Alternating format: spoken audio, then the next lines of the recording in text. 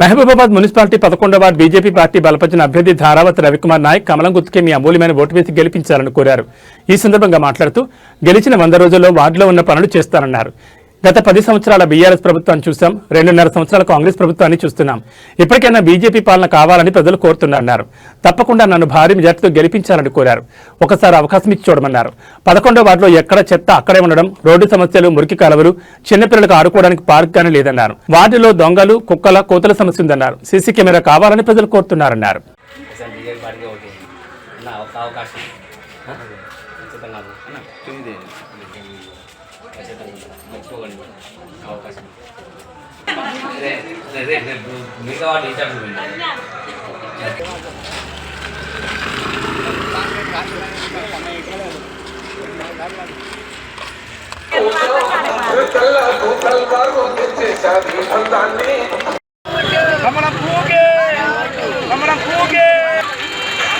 ప్రస్తుతం మనం మహబూబాబాద్ మున్సిపాలిటీ పరిధిలోని 11వ వార్డు పరిధిలో ఉన్నాం సార్. బీజేపీ అభ్యర్థి ధారావతి రవికుమార్ తోటి ఉన్నాం సార్. నమస్తే. మహబూబాబాద్ మున్సిపాలిటీ పరిధిలో 11వ వార్డు ప్రజలు ఏ విధంగా ఆదానం ఇచ్చేయగలరు? ప్రజలు బాగానే ఉంది. గత 10 సంవత్సరాలు టీఆర్ఎస్ ప్రభుత్వం చేశారు. ఇప్పుడు గత 2.5 సంవత్సరానికి కాంగ్రెస్ ప్రభుత్వాన్ని ఇస్తున్నారు. ఇప్పుడు ప్రజలు వాళ్ళతో చెంది ఇప్పుడు బీజేపీ పార్టీ కావాలని వాళ్ళే కోరుకుంటున్నారు.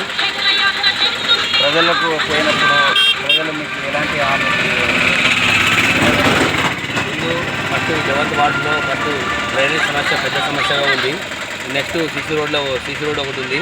ఇవన్నీ మళ్ళీ పరిశుభ్రత కూడా లేదు. ఇవన్నీ సమస్యలు చిన్నగా ఉన్నాయి. వాళ్ళు నా ముందుకు తెచ్చారు. ఖచ్చితంగా ఈ 11వ వార్డు ప్రజలు నన్ను ఆదరించి గెలిపిస్తే ఖచ్చితంగా ఈ వార్డుని పరిశుభ్రంగా ఉంచాలని కోరుకుంటున్నాను. 11వ వార్డు ప్రజలు మీకు ఎట్లా ఆహ్వానిస్తున్నారు? పర్లేదు, బాగానే ఆహ్వానిస్తున్నారు. వాళ్ళే ముందు వచ్చి సార్ మీరు బీజేపీ రావాలి మన వార్డు కానీ వాళ్ళే ముందు చెప్తూనే ఉన్నారు.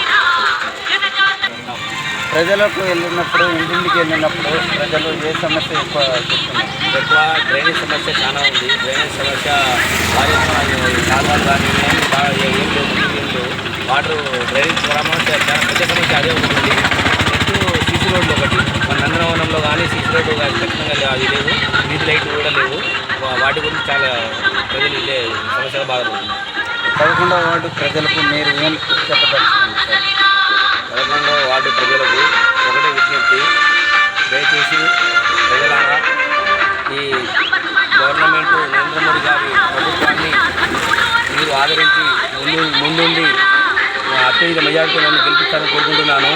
ఈ మున్సిపాలిటీలో కూడా 85% ఫండ్ కేంద్రం నుంచి వచ్చినాయి కాబట్టి మీరు గమనించి బీజేపీ పార్టీని అత్యధిక మెజారిటీ గెలిపిస్తారు.